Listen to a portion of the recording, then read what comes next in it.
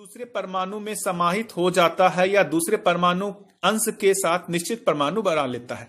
तो बोल रहे हैं कि वो एक सिंगल परमाणु अंश है, वो या तो किसी दूसरे परमाणु अंश के साथ मिल करके एक परमाणु बना लेता है, या पहले से ही जो कोई परमाणु है उस परमाणु में वो परमाणु अंश जो है समा जाता है। इससे यह पता लगता है परमाणु गठन के उपरांत ही व्यवस्था का प्रकाशन, व्यवस्था प्रकाशित होने के क्रम में आचरण का प्रकाशन होता है।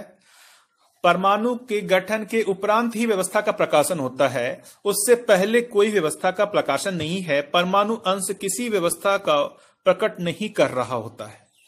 परमाणु ही है जो किसी एक निश्चित व्यवस्था को प्रकट करता है। निश्चित व्यवस्था का मतलब आप यदि परमाणु को देखें तो वो परमाणु अपने व्यवस्था का आचरण का मतलब जो है उसके निरंतरता से है। यदि परमाणु हाइड्रोजन देखें तो वो हाइड्रोजन परमाणु अपने जैसा ही लगातार बना ही रहता है। इस आधार पर कह रहे हैं कि वो एक निश्चित आचरण को व्यक्त कर रहा होता है। यही भौतिक, रासायनिक और जीवन क्रियाकलाप के रूप में स्पष्ट है। अब ये परमाणु में फिर से भौतिक, रासायनिक और जीवन क्रियाकलाप, अब ये गठनशील और गठनपूर्ण दोनों परमाणु की बात कर रहे हैं कि ये जो परमाणु है वो भौतिक, रासायनिक और जीवन क्रियाकलाप के रूप में स्पष्ट है। गठनशील परमाणु भौतिक, रासायनिक क्रियाकलाप कर रहे हैं और गठनपूर्ण परमाणु जीवन क्रियाकलाप कर रहे होते हैं।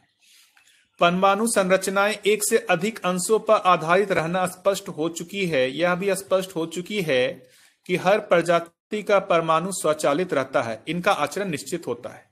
बहुत ही सुंदर बात कह रहे हैं बाबा जी कि परमाणु संरचनाएं जो हैं वो एक अंश से होता ही नहीं है, एक से अधिक अंश के आधार पर ही किसी परमाणु की बात हम कर सकते हैं।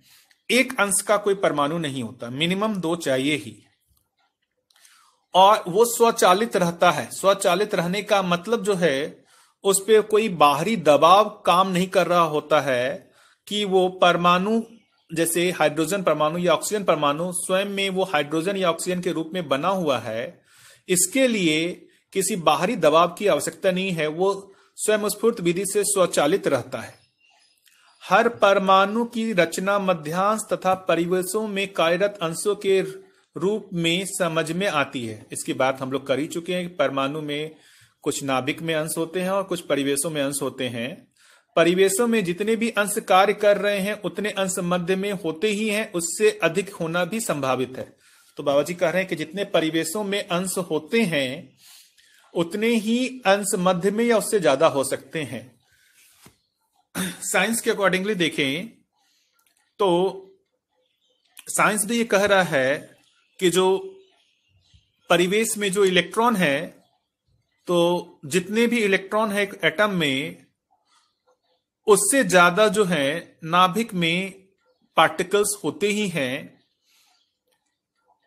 जैसे हम लोग हीलियम की ही बात करें तो हीलियम में जो परिवेशीय इलेक्ट्रॉन की बात करें तो वो 2 होता है, और नाभिक में जो साइंस ने पहचाना है उसमें जो है 4 अंश होते हैं। तो यहां मैं ये और कह दूं, बाबा जी के हिसाब से जो है उन्होंने ये कहा कि परिवेशीय अंश जो है जितने होते हैं उससे नाभिक में उससे ज्यादा होते हैं। साइंस में देखेंगे तो वो और भी जो है बोल रहा है कि उसके डबल या डबल से ज्यादा होते हैं। जितने परिवेशीय अंश होते हैं उसके डबल या डबल से ज्यादा होते हैं। एक और तरीके की बात इसमें बता दूं मैं, साइंस ने 3 तरीके के पार्टिकल को पहचाना है, जिसमें वो परिवेशीय अंश को इलेक्ट्रॉन कह रहा है, और नाभिक में भी 2 अलग तरीके के अंशों की पहचान की है उसने, एक को प्रोटॉन और दूसरे को न्यूट्रॉन नाम दे रहा है। तो साइंस के अकॉर्डिंगली जो परिवेश में जितने भी इलेक्ट्रॉन हैं उतने ही प्रोटॉन नाभिक में होते हैं, और न्यूट्रॉन जो होते हैं वो प्रोटॉन के ही बराबर या उससे ज्यादा भी हो सकते हैं। फिर से साइंस के अकॉर्डिंगली परिवेशीय इलेक्ट्रॉन और नाभिक में पाए जाने वाले प्रोटॉन की संख्या 1 है, और नाभिक में ही पाए जाने वाले तीसरे तरीके के पार्टिकल जो न्यूट्रॉन है उसकी संख्या इन दोनों के बराबर या इससे ज्यादा रहती है। परिवेशों का मतलब मध्यांश के सभी ओर चक्कर काटता हुआ अंशों से है। ऐसे परिवेश एक व एक से अधिक होते हैं। तो अब जो है ये बात कर रहे हैं कि जो परिवेशीय अंश है वो मध्यांश के सभी ओर चक्कर काटते हैं। तो क्या अब सारे अंश एक ही चक्कर में काट रहे हैं या ऐसे अलग अलग भी हैं? तो बाबा जी कह रहे हैं ऐसे परिवेश एक या एक से अधिक होते हैं। तो साइंस भी ऐसा कह रहा है कि एक परिवेश नहीं होता, इससे ज्यादा होता है। इनफैक्ट साइंस में अभी तक जो जितने भी तरीके के परमाणुओं की खोज हुई है उसमें मैक्सिमम 7 परिवेशों तक की खोज की गई है कि पहला परिवेश, दूसरा परिवेश, तीसरा, चौथा, पांचवा, छठा, 7वें परिवेश तक जो है वो साइंस ने इसकी परिकल्पना या खोज की हुई है। ये आप चाहें तो किसी भी पीरियोडिक टेबल में देख सकते हैं। ये परिवेश 4 से अधिक होने पर घटने और 4 से कम होने पर बढ़ने की संभावना सदा सदा बनी रहती है। अब यहां पर सुंदर बात जो है बाबा जी ने कह दी कि ये परिवेश 4 से अधिक होने पर घटने और 4 से कम होने पर बढ़ने की संभावना सदा सदा बनी रहती है। अब ये जो है वो गठन पूर्णता के रिलेटिव में बात कर रहे हैं कि बता रहे हैं कि कोई भी परमाणु जो है मतलब वो एक समय तक जो है उस परमाणु स्वरूप में बना रहता है, लेकिन उस परमाणु में भी अंशों का घटना बढ़ना बना रहता है। तो परमाणु एक अच्छी अवधि तक जो है अपने स्वरूप में बने रहते हैं, लेकिन वो परमाणु अंश भी जो है परमाणु में भी जो है उनका अंशों का जो है प्रस्थापन विस्थापन होता रहता है। इस आधार पर वो परमाणु एक परमाणु से दूसरे परमाणु में भी कन्वर्ट होते रहते हैं। तो ये जो परमाणु में परिवर्तन जो हो रहा है वो एक जो है संक्रमण क्रिया कहते हैं कि जो वो गठनशील परमाणु गठन पूर्ण परमाणु में संक्रमित हो जाता है, उसके बाद जो है ऐसा कुछ भी उसमें प्रस्थापन विस्थापन क्रिया नहीं दिखती है। और गठन पूर्ण परमाणु की संरचना को देखें तो उसमें नाभिक के चारों तरफ 4 ही परिवेशीय अंश दिखते हैं। इस आधार पे बाबा जी ने लिखा है कि जो भी परमाणु होगा उसमें जितने भी परिवेशीय अंश होंगे वो इस 4 गठन पूर्णता की ओर ही जाएंगे, क्योंकि गठनशील परमाणु का जो फाइनल डेस्टिनेशन कहें या उसमें जो भी कहे परिणाम, जो भी घटना घट रही है वो परिवर्तन हो रहा है, उसका जो फाइनल है वो गठन पूर्णता ही है। उसके बाद उसमें कोई परिवर्तन नहीं होता। इस आधार पर उन्होंने 4 से कम होने पर बढ़ने की संभावना और 4 से ज्यादा होने पर घटने की संभावना लिखी है। ऐसे परमाणु विभिन्न संख्यात्मक स्थितियों में अपने अपने प्रजाति के स्वरूप में विद्यमान रहते हैं। ऐसे परमाणु विभिन्न संख्यात्मक स्थितियों में अपने अपने प्रजाति के स्वरूप में विद्यमान रहते हैं। इन परमाणु में निहित मध्यांशों की संख्या के आधार पर भार निर्भर रहता है। अब बात आती है कि बाबा जी कह रहे हैं कि जो परमाणु का जो भार है वो परमाणु में निहित मध्यांशों की संख्या के आधार पर निश्चित होता है। परिवेशीय अंशों के आधार पर उसका भार निश्चित नहीं होता। इस भार को हम इस आधार पर पहचान सकते हैं। भार का मतलब हुआ, बहुत मजेदार चीज है कि जैसे एक हाइड्रोजन है, जैसे हम जल की ही बात करें तो जल का जो सबसे छोटा जो अणु है वो H2O कहते हैं। तो उसमें से एक ऑक्सीजन 2 हाइड्रोजन के साथ एक निश्चित व्यवस्था बना के H2O बनाते हैं। उसी तरीके से NH3 की बात करें, अमोनिया की बात करें, जैसा साइंस में जो मैं बोल रहा हूं, एक नाइट्रोजन 3 हाइड्रोजन के साथ मिल करके NH3 बनाते हैं।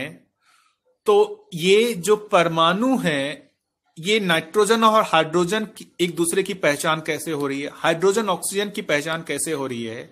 तो 2 परमाणुओं की जो पहचान होनी है वो उनमें जो मध्यांश में जो अंशों की संख्या है उसके आधार पे ये एक दूसरे को पहचान रहे हैं, उस पहचानने को ही वो भार कर रहे हैं। एक दूसरे पे जो परमाणु एक दूसरे पे जो आकर्षण बल लगा रहे हैं उसी को ही भार कहते हैं बाबा जी। साइंस भी ऐसा ही कह रहा है कि साइंस में भी देखेंगे तो साइंस भार को पहचानने के लिए मास का कंसेप्ट लाया है। साइंस में भी देखेंगे तो वो ये कह रहा है कि जो नाभिक में प्रोटॉन और न्यूट्रॉन होते हैं उनका मास जो परिवेशीय इलेक्ट्रॉन होते हैं उससे बहुत ज्यादा होता है। वो इनफैक्ट ये भी जो भी उनका गणित में मेजरमेंट है उसके आधार पर वो बोलते हैं कि जो इलेक्ट्रॉन का मास है उसके मास से जो नाभिक में प्रोटॉन और न्यूट्रॉन है उनका मास 1840 गुना ज्यादा होता है। तो वहां पर और बाबा जी जो है जो बोल रहे हैं लगभग एक ही जैसा लग रहा है। इसी स्वरूप में निहित भार बस एक परमाणु दूसरे परमाणु को पहचानते हुए एकत्रित होते हैं, इसे हम अणु कहते हैं। जो मैं अभी बात कर रहा था कि इस संख्या के आधार पर ही वो एक दूसरे के साथ जो है वो पहचान पा रहे हैं, वो अलग अलग प्रजाति के परमाणु को पहचान करके वो जो अणु बना रहे हैं उसका आधार मध्यांशों में जो संख्या जो अंशों की संख्या है वही है। इसी पहचान को इस पहचान के आधार पर जो ही वो अणु बना रहे हैं उसी को ही बाबा जी भार बंधन और अनुबंधन भी कहते हैं। ऐसे अणु ठोस तरल विरल रूप में पाए जाते हैं। ठोस रचनाएं धरती जैसे बड़े बड़े रचना के रूप में स्पष्ट हो चुकी है। तरल वस्तु ही रासायनिक संसार की आरंभिक वस्तु मानी जाती है। तो बाबा जी बोल रहे हैं कि जो भी अपना दिखता है, हम लोग बोल ही रहे हैं ठोस तरल विरल, जो भी हम सूक्ष्म रूप में देखेंगे तो सॉलिड, लिक्विड और गैस इस फॉर्म में दिखते हैं, जितने भी तरीके की बात कहें। और वो बोल रहे हैं कि ठोस रूप में जो है इतनी बड़ी रचना जो एक अपनी धरती है वो ठोस रूप में इतनी बड़ी रचना तक भी दिखती है। तरल वस्तु ही रासायनिक संसार की आरंभिक वस्तु मानी जाती है। तरल वस्तु जो है रासायनिक संसार जो है उसकी आरंभिक वस्तु मानी जाती है। ठोस में वैसे बाबा जी बता रहे हैं कि ठोस जो है उसमें जो है रासायनिक जो है वो संसार का वो उसकी बात नहीं कर रहे हैं। ठोस भी यदि किसी केमिकल रिएक्शन में या किसी में जाएगा तो वो तरल रूप में ही जाकर के रिएक्शन करता है। यह सब यौगिक विधि से घटित होते हैं। इसमें मानव का कोई योगदान नहीं होता, मानव केवल इसको अध्ययन करता है। अध्ययन इसलिए आवश्यक है कि इनके साथ सहज कार्य व्यवस्था को पहचानना संभव हो पाता है। अब बाबा जी कह रहे हैं कि ये सब जो हम लोग अध्ययन कर रहे हैं, ये जो भी यौगिक विधि या जो भी ठोस तरल विरल जो भी प्रकृति का अध्ययन कर रहे हैं, इसका कारण क्या है? क्योंकि हम इसको पहचान करके इसके साथ जो है जो हमारा क्या दायित्व कर्तव्य है या पहचान निर्वाह करना है वो हम ठीक ठीक कर सकते हैं। रासायनिक द्रव्य के आधार पर ही पुष्टि तत्व रचना तत्व के योगफल में प्राण कोशिकाओं का योगफल स्पष्ट होता है। अब रासायनिक द्रव्यों के आधार पर ही पुष्टि तत्व रचना तत्व, अब दो वर्ड लाए हैं, पुष्टि तत्व और रचना तत्व। तो अब जैसे हम परमाणु से अलग हट करके यदि हम प्राण अवस्था की किसी भी इकाई को देखें, पेड़ पौधे, मनुष्य शरीर, जानवरों का शरीर, उसमें से सबसे जो भी कोई छोटी इकाई देखेंगे जो स्वयं में एक व्यवस्था है और निश्चित आचरण कर रहा होता है, उसको जो है बाबा जी कोशिका बोलते हैं। उसी को ही प्राण कोशा बोल रहे हैं। उस प्राण कोशा में ही बता रहे हैं कि रासायनिक द्रव्य होते हैं, उसी में ही पुष्टि तत्व होते हैं, उसी में ही रचना तत्व होते हैं। पुष्टि तत्व और रचना तत्व जो है वो रचना तत्व बेसिकली जो है वो डीएनए को ही कह रहे हैं। ये आगे चल के जो है क्लियर होगा कि ये प्रोटीन और ये जो डीएनए की बात कर रहे हैं, पुष्टि तत्व रचना तत्व, इसके आधार पर ही जो है ये जो है प्राण कोशिकाएं जो है वो एक निश्चित क्रियाकलाप कर रहे होते हैं। भौतिक रासायनिक क्रियाकलाप के मूल में परमाणु और अणु ही क्रियाकलाप करता हुआ पहचानने में आता है। इसकी बात हम लोग कर ही चुके हैं। इस प्रकार अणु अपने स्वरूप में निरंतर व्यवस्था के रूप में ही काम करता है। व्यवस्था के रूप में काम करने का प्रमाण व्यवस्था क्रम में आगे की स्थिति गति स्पष्ट होने से है। तो बहुत ही बढ़िया चीज जो कह रहे हैं, अब ये हम लोग बात कर ही चुके हैं कि भौतिक रासायनिक क्रियाकलाप के मूल में परमाणु है, परमाणु से बड़ी रचना अणु है और ये सब मिल करके एक व्यवस्था में ही काम कर रहे होते हैं और उससे आगे की स्थिति गति जो है उससे अपने आप ही स्पष्ट होती रहती है। प्रत्येक परमाणु और अणु अपने प्रजाति का एक सीढ़ी होना पाया जाता है। सीढ़ी होने का तात्पर्य उसके यथास्थिति उसकी निरंतरता से ही है। जैसे दो अंश के परमाणु के रूप में एक यथास्थिति है, यही एक सोपान है। तो ये बोल रहे हैं कि प्रत्येक परमाणु अणु अपने प्रजाति का एक सीढ़ी होना पाया जाता है। जैसे हाइड्रोजन जो है अपने जो भी देखेंगे तो हाइड्रोजन जो है अपने से बड़ी रचना के लिए एक सीढ़ी पाया जाता है। जैसे हाइड्रोजन मिलकर के H2 बनाते हैं, इसी तरीके से ऑक्सीजन जो है अपने जो है O2 बनाते हैं। इस आधार पर जो है वो बोल रहे हैं कि दो अंश मिलकर एक परमाणु बनाते हैं और यथास्थिति है, यही एक सोपान है। इनका निश्चित आचरण होना ही इनका वैभव है। अब बोल रहे हैं कि जो इनका वैभव है ये इनका निश्चित आचरण ही है, क्योंकि ये जो दो परमाणु अंश मिल करके एक निश्चित आचरण कर पा रहे हैं, इसी आधार पर जो है एक व्यवस्था बनी हुई है। यदि ये निश्चित आचरण नहीं करते तो एक व्यवस्था ही नहीं हो सकती थी। ऐसा निश्चित आचरण होना ही आगे सोपान का आधार होना बन जाता है, बना ही रहता है। तो ये बार बार फिर से वही चीज बोल रहे हैं कि परमाणु अणु बना रहे हैं, अणु उससे बड़ी रचना बना रहे हैं, हर एक जो है एक निश्चित आचरण कर रहा है, तभी इस आधार पर उस छोटी रचना से एक बड़ी रचना बन पा रही है, उससे भी बड़ी रचना बन पा रही है, क्योंकि हर जगह एक निश्चित आचरण बना हुआ है। विभिन्न संख्यात्मक अंशों वाले परमाणु अणुओं का निश्चित आचरण स्थापित हुआ ही रहता है। यही एक अद्भुत स्वयंस्फूर्त व्यवस्था स्वरूप मानव के समक्ष सुस्पष्ट है। ऐसे भौतिक अणु परमाणु रासायनिक क्रियाकलाप में भागीदारी करता हुआ प्रत्येक स्थिति गति के रूप में अध्ययनगम है। इन सभी अणु परमाणुओं का सुस्पष्ट प्रयोजन धरती जैसे बड़ी बड़ी रचना के रूप में स्पष्ट होता है। यह इस बात का द्योतक है कि धरती पर रासायनिक क्रिया आरंभ होने के पहले जितने प्रजाति के परमाणु अणु होना आवश्यक है वह नियति सहज विधि से ही संपन्न हुआ रहता है।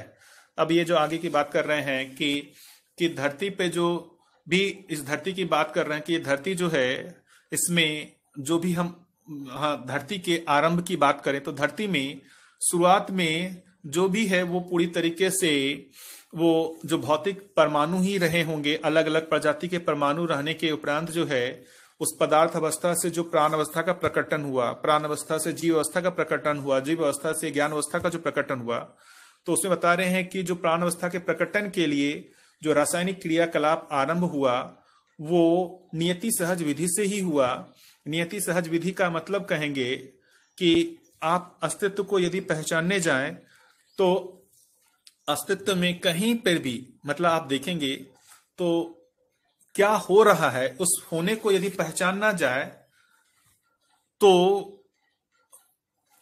मतलब ह्रास परम से यदि हम देखें कि सबसे ह्रास की सबसे लास्ट जो बात बाबा जी कह रहे हैं परमाणु अंश, वहां से लेकर के जो वो जागृति परम की बात कर रहे हैं, तो जहां भी कुछ घटित हो रहा होगा अस्तित्व में इसके बीच में ही कुछ होगा। ह्रास परम से लेकर के जागृति परम के बीच में ही कुछ घटना घट रही होगी और वो जहां भी होगा उससे आगे की ओर वो अग्रसित होगा। मतलब वो जागृति कैसे प्रमाणित हो इस ओर ही जो है वो अग्रसर होगा। उसी को ही जो है बाबा जी नियति सहज विधि बोल रहे हैं। सभी प्रजाति के परमाणु अणु से संपन्न होने के उपरांत ही यौगिक प्रवृत्ति और प्रक्रियाएं संपन्न होती रहती हैं। इस धरती पे इसका गवाही सुस्पष्ट है। उक्त सभी प्रकाशन पदार्थ अवस्था में अणु परमाणु प्रजाति के आधार पर होना, अणु परमाणुओं की प्रजातियां परमाणु अंशों के संख्या पर निर्भर रहना सुस्पष्ट है। यह हम लोग बात कर ही चुके हैं। अंशों की संख्या बदलना और बदलने के फलस्वरूप ही परिणाम है। परिणाम की बात कर रहे हैं कि परमाणु में जो परिणाम है वो बेसिकली अंशों की संख्या के बदलने के आधार पर ही है।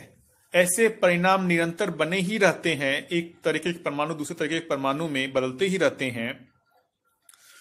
तो उसका आधार बोल रहे हैं प्रस्थापन विस्थापन, मतलब परमाणुओं से अंशों के निकलने को प्रस्थापन बोल रहे हैं और ये ऐसे अंश किसी दूसरे परमाणु में समा जाने को हम लोग परमाणुओं से अंशों के निकलने को विस्थापन कर रहे हैं और ऐसे परमाणु अंश किसी दूसरे परमाणु में जब ये समा जाते हैं उसको प्रस्थापन कर रहे हैं। इसी में एक दूसरे के साथ पूरक होने की प्रक्रिया का आशय भी संपन्न हुआ रहता है। किसी भी परमाणु से कुछ अंश विस्थापित होने के पूर्व वह परमाणु आवेशित रहना पाया जाता है। आवेशित होने के फलस्वरूप ही किसी परमाणु से विस्थापित होना संभव हो पाता है। वह अंश किसी परमाणु में समा जाता है। इसी क्रिया का नाम प्रस्थापन है। तो ये बोल रहे हैं कि किसी एक परमाणु से कोई अंश निकल करके दूसरे परमाणु में जो समा रहा है, इसके लिए जिस परमाणु से परमाणु अंश बाहर निकल रहे हैं उसका आवेशित होना आवश्यक है, क्योंकि कोई भी स्वभाव गति में अपने आप में परिवर्तन नहीं करेगा। तो ये आवेशित स्थिति में होने के आधार पर ही ये परमाणु अंश जो हैं इस परमाणु से निकल करके दूसरे परमाणु में समा जाते हैं।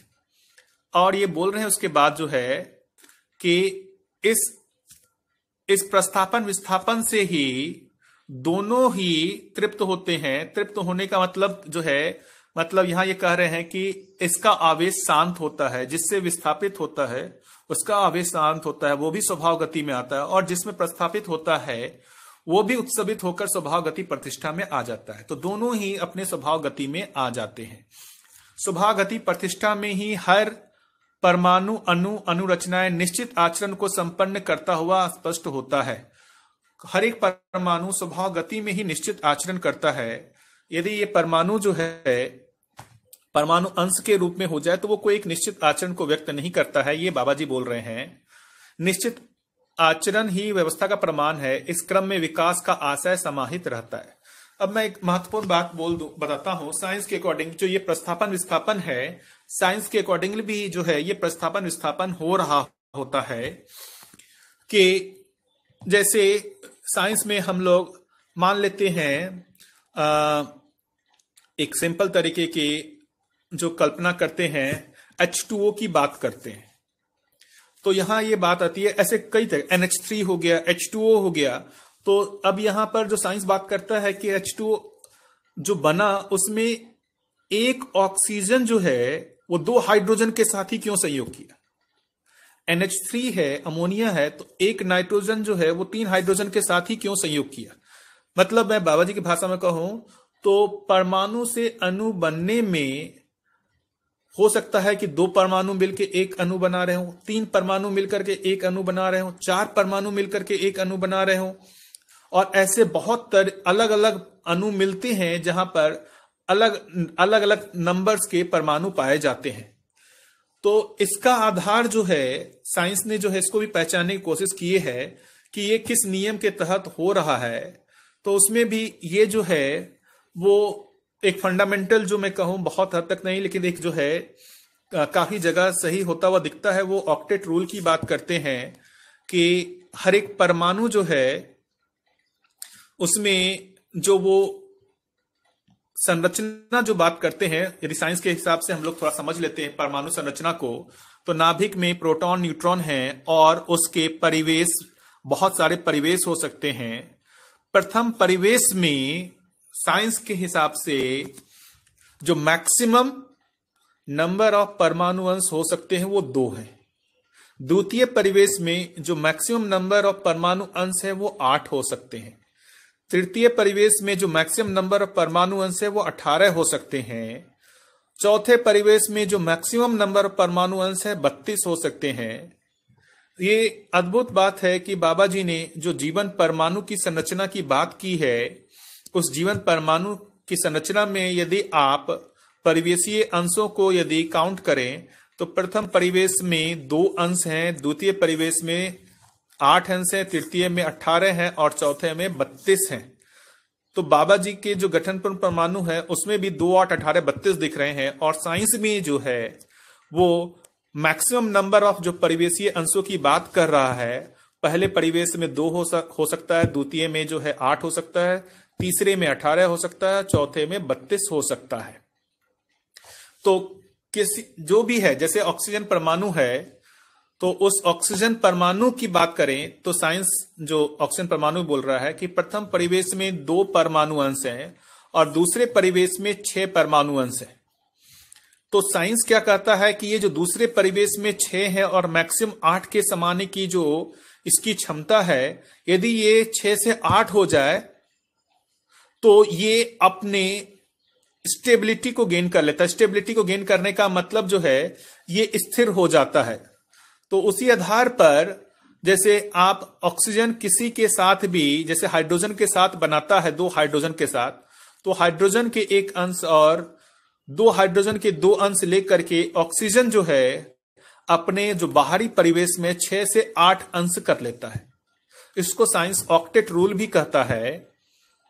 तो इस आधार पर ये जो ऑक्सीजन है वो H2O बना करके स्टेबिलिटी को गेन कर लेता है। तो जो यहां पर बाबा जी जो प्रस्थापन विस्थापन की बात कर रहे हैं वो परमाणु में प्रस्थापन विस्थापन की बात कर रहे हैं, लेकिन साइंस में जो प्रस्थापन विस्थापन की जो बात हो रही है वो परमाणु से अणु बनने के क्रम में, परमाणु से अणु बनने के क्रम में ये प्रस्थापन विस्थापन दिखता है। ये प्रस्थापन विस्थापन के आधार पे ये परमाणु जो है अणु बनाते हैं, ऐसा साइंस जो है बनाता है। हालांकि उसमें और भी आगे चल के नियम्स हैं, पहले इतना ही है। तो अभी तक देखेंगे तो हमने जो पहला चैप्टर जो पढ़ा है उसमें परमाणु का जो संरचना है उसको ही हमने समझने की कोशिश किया है कि ऐसे परमाणु जो हैं, परमाणु संरचना का देखेंगे तो वो मूलतः परमाणु अंश से मिलकर बना हुआ है। ऐसे परमाणु अंश जो है वो किसी निश्चित व्यवस्था को या निश्चित आचरण को व्यक्त नहीं करते हैं, और जब वो परमाणु अंश जो है मिल करके एक परमाणु बनाते हैं तभी वो एक व्यवस्था को प्रकट करते हैं। और ये जो है उसका आधार क्या है, कितनी संख्या के परमाणु अंश, मतलब कितने तरीके के परमाणु हैं, ये सब की बात हम लोगों ने की। तो इस तरीके से हम लोगों ने अभी तक जो है वो परमाणु संरचना को ही समझा है। इससे आगे का जो चैप्टर है वो विकास क्रम विकास है।